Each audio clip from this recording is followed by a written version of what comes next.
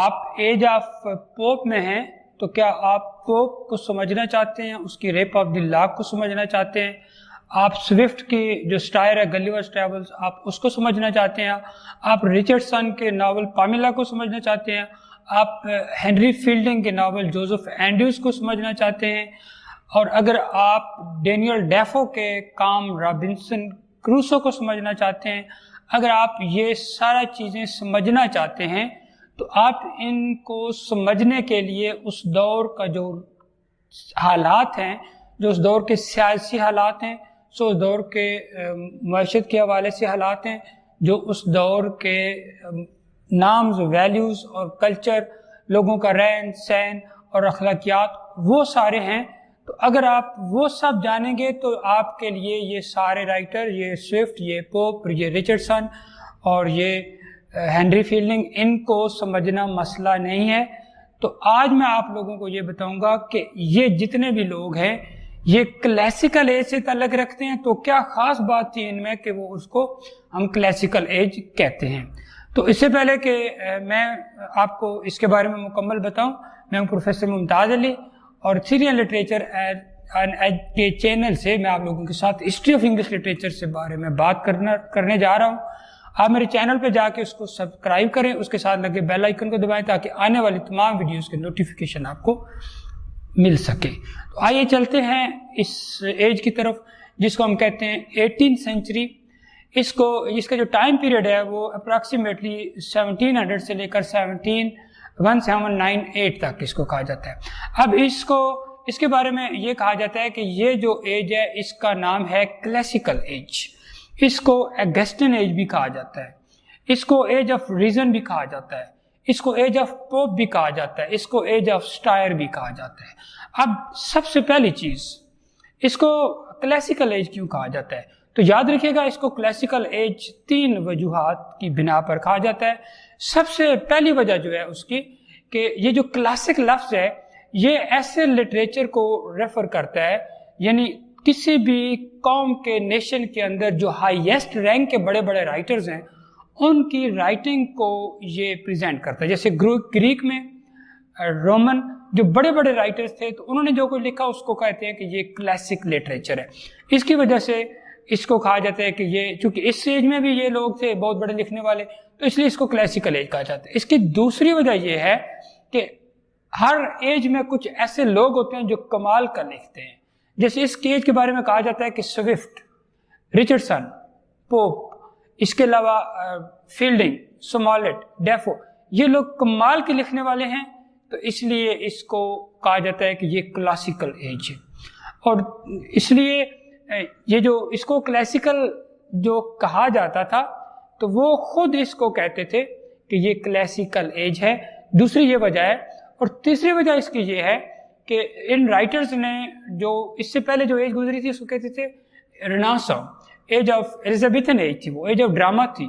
Age of Shakespeare تھی. تو وہ کہتے ہیں کہ ان تمام رائٹرز نے وہ جو وہاں پر سٹائل تھا اس کے خلاف ریبیل کیا تھا، چونکہ ان کے بارے میں کہا جاتا تھا کہ ایلزابیتھن کا سٹائل ایگزیریٹڈ سٹائل ہے، فینٹاسٹک سٹائل ہے. تو اس لیے انہوں نے اس کے ساتھ کیا، اس کے بعد ریبیل کیا اور یہ کہتے تھے کہ ہمارا جتنا بھی لٹریچر ہے اس کو ڈراما کو، ناول کو، اگر پوئٹری ہے تو ساری چیزوں کو exact rules and regulations apply کرنے چاہیے. تو اس کی وجہ سے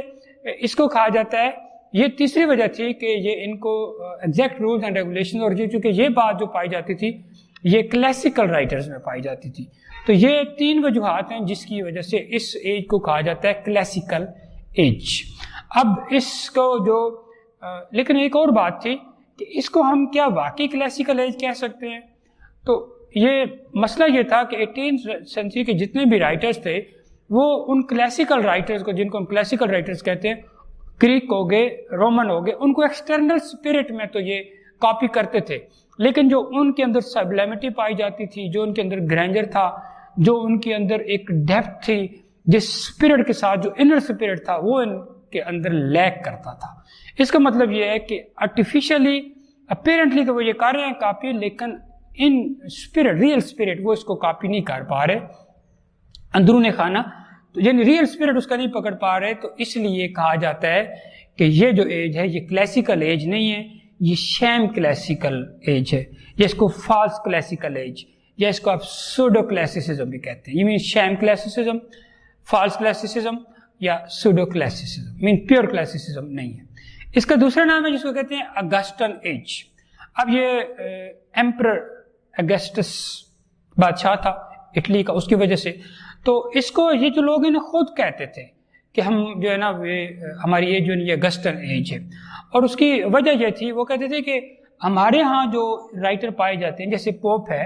ایڈیسن ہے، سوئفٹ ہے، تو یہ جتنے بھی لوگ ہیں ان کے مقابلے میں، یعنی یہ پیرلل ہیں آج کل کے دور میں. جب اٹلی میں وہاں پر جو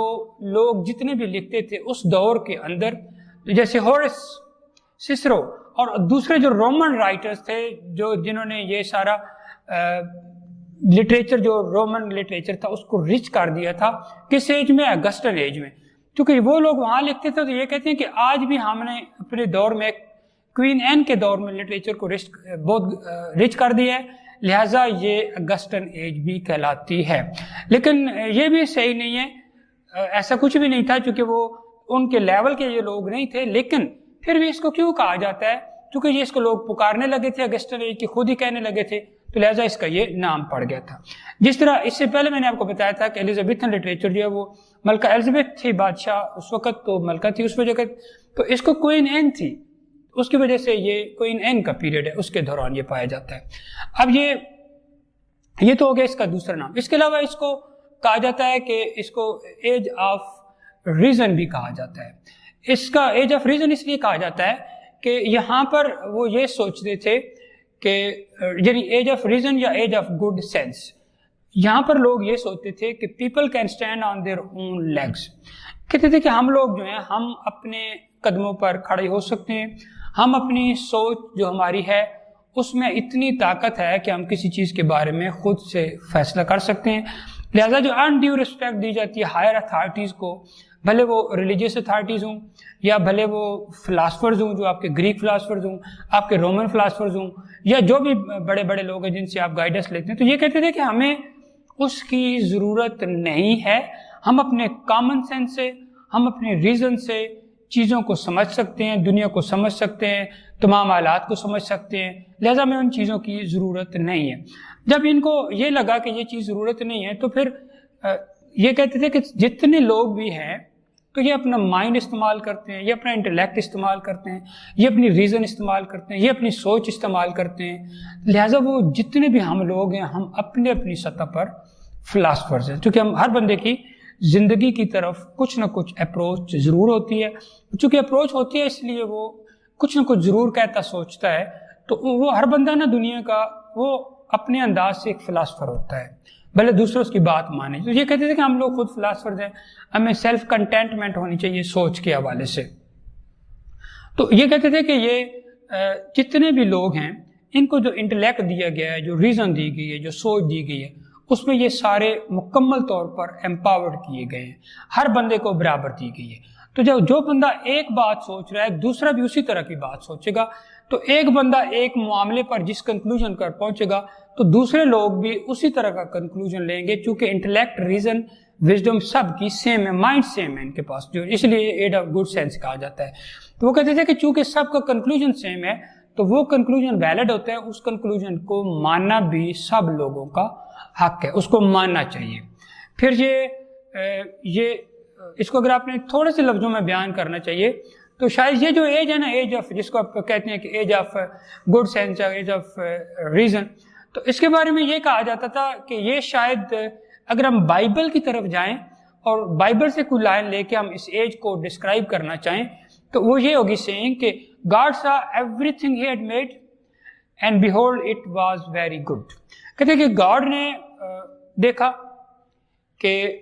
جتنی بھی اس دنیا میں چیزیں اس نے بنائی ہیں، بنانے کے بعد ان کو دیکھا and beheld it was very good، اور اس کے بعد اس نے دیکھا کہ سب کچھ بہت اچھا ہے. تو اس کا مطلب یہ ہے کہ یہ جو ایک کلاسیکل ایج ہے جس کو اگسٹن ایج بھی کہتے ہیں، 18th سینچری بھی کہتے ہیں، ایج آف ریزن بھی کہتے ہیں،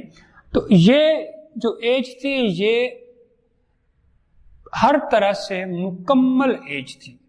مکمل ایج مینس کہ یہ ہر چیز ان میں گڈ تھی، چونکہ یہ ریزن پر، یہ سوچ پر، یہ اپنی اس پر کنسنٹریٹ کرتے تھے کہ ہمارا مائنڈ جو ہمیں کہتا ہے وہی صحیح ہے، لہٰذا یہ اس حوالے سے سوچتے تھے کہ ہر چیز گڈ ہے، کچھ بھی اس میں خراب نہیں ہے۔ اب یہاں پر اس کا جو اور بھی نام ہے اس کو کہا جاتا ہے کہ اس کو ایج آف پوپ بھی کہا جاتا ہے۔ اب اس کو ایج آف پوپ کہنے کی وجہ یہ ہے کہ اس ایج کا جو سب سے بڑا رائٹر ہے وہ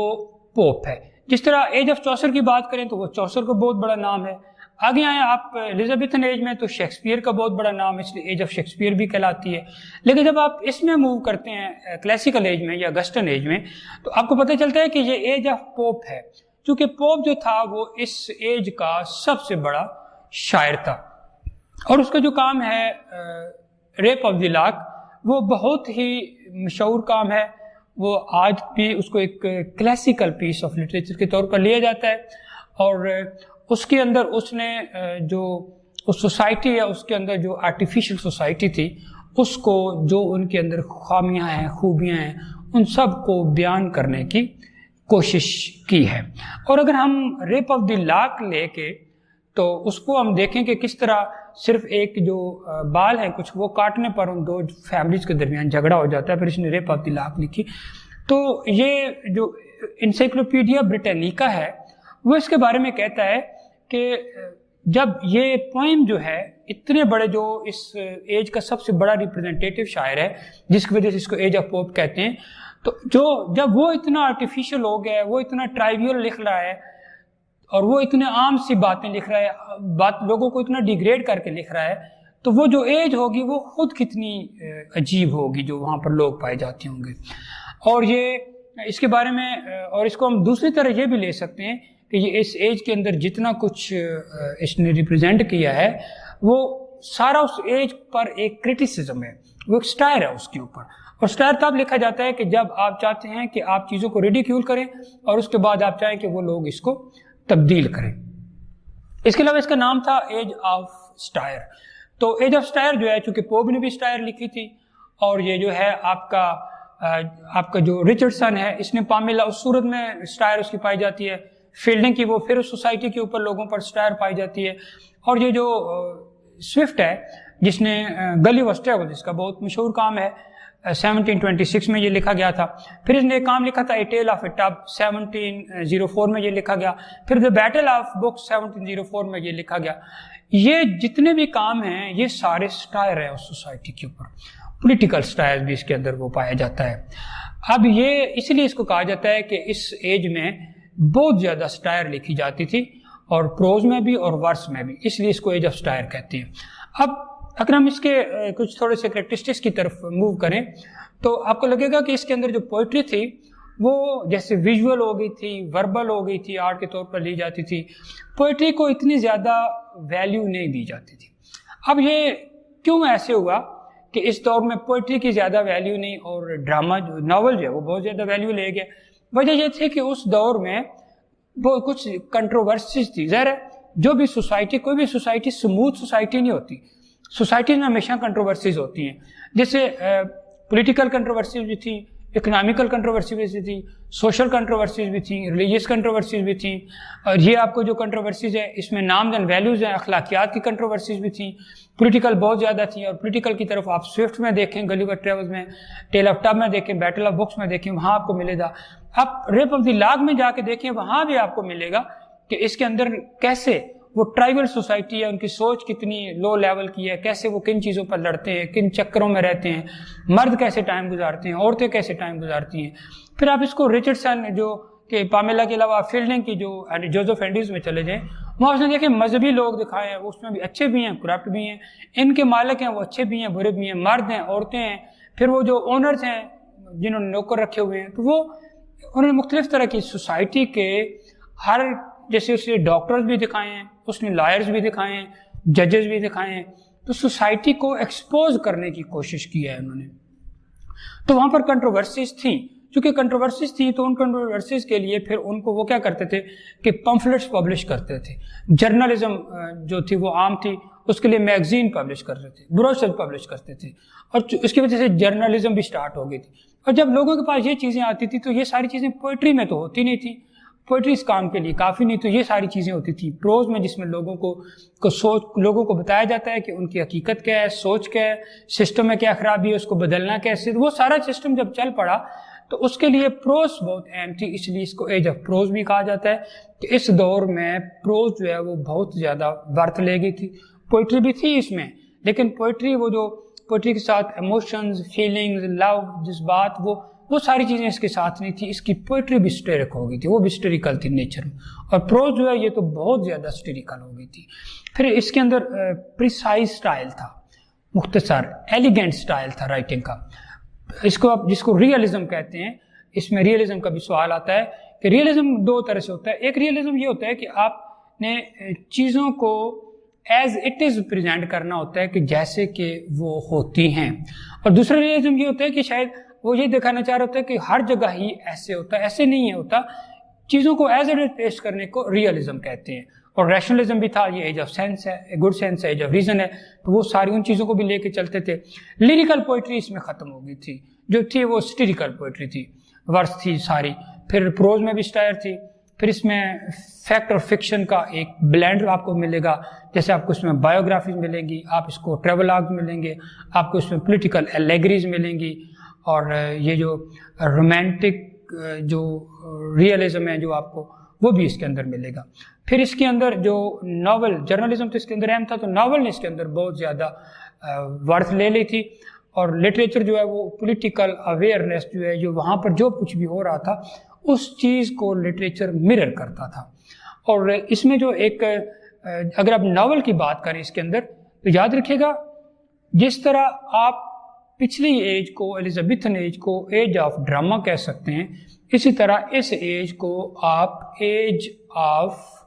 پروز کہہ سکتے ہیں، اور ایج آف ناول بھی کہہ سکتے ہیں۔ اور ناول میں جو بہت بڑا نام آپ کو یہاں پر ملتا ہے، وہ ناول میں 4 نام، 4 ویلز آف ناول، تو سب سے پہلے جو آپ کو ہے وہ ہے رچرڈسن اور اس کا پامیلا، اس کی وجہ سے اس کو بہت زیادہ ویلیو ملی تھی۔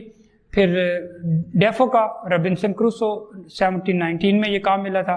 پھر ہنری فیلڈنگ جو ہے اس کا جوزف اینڈریوز ہے 1742 میں وہ کام ملتا ہے، اور پامیلا جو ہے وہ 1740 میں کیا گیا تھا۔ اور یہ سمالٹ کا بھی نام آتا ہے۔ تو اب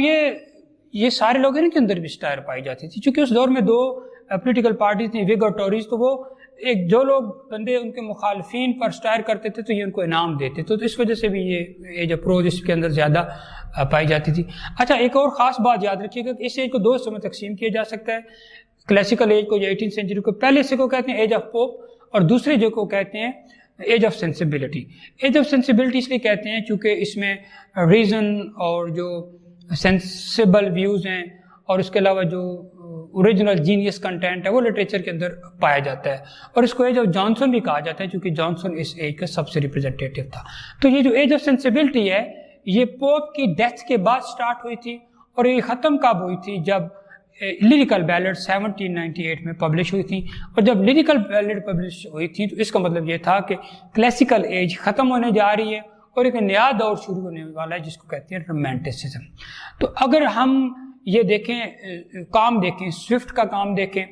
گلیور ٹریول، پوپ کا ریپ آف دی لاک دیکھیں، رچرڈ کا پامیلا دیکھیں، جوزف اینڈریوز آپ دیکھیں، اس کے علاوہ جو ڈینیل ڈیفو کا رابنسن کروسو دیکھیں، آپ پامیلا آپ دیکھیں۔ اچھا، جب آپ ان سارے کاموں کو دیکھیں گے تو آپ کو اگر اس کو بیان کرنا ہو کہ یہ کس طرح کی ایج تھی، تو اس کے بارے میں اگر ہم شیکسپیئر کی طرف چلے جائیں اور اس سے 2-4 لائنز لیں تو وہ یوں آئیں گی کہ 18th century classical age, Augustan age, age of reason, age of Pope, age of satire, age of good sense is full of sound and fury signifying nothing. اس کا مطلب یہ ہے کہ وہ سارا پروز میں سٹائر اس لیے کرتے تھے کہ تاکہ اس کی کچھ سگنیفیکینس ہو، تاکہ وہ جو وہ کہنا چاہتے ہیں انہوں نے لوگوں کو جتنی بھی بتائی ہیں کہ ان میں یہ خامیاں ہیں، یہ سارے سٹائر اس لیے لکھی جاتی ہے کہ لوگوں کو ان کی خامیاں کو ابھارا جائے اور پھر ان کو بتایا جائے تاکہ وہ اپنے آپ کو تبدیل کر سکیں۔ تو یہ بھی ایک ایج ایک کوشش کرتی ہے ڈس آرڈر کو آرڈر میں تبدیل کرنے کی۔ اگر آپ کو ویڈیو پسند آئے تو اسے لائک اور شیئر کریں، اور اگر آپ نے کوئی بات پوچھنی ہے تو کمنٹ سیکشن میں پوچھ سکتے ہیں۔ And thanks for watching.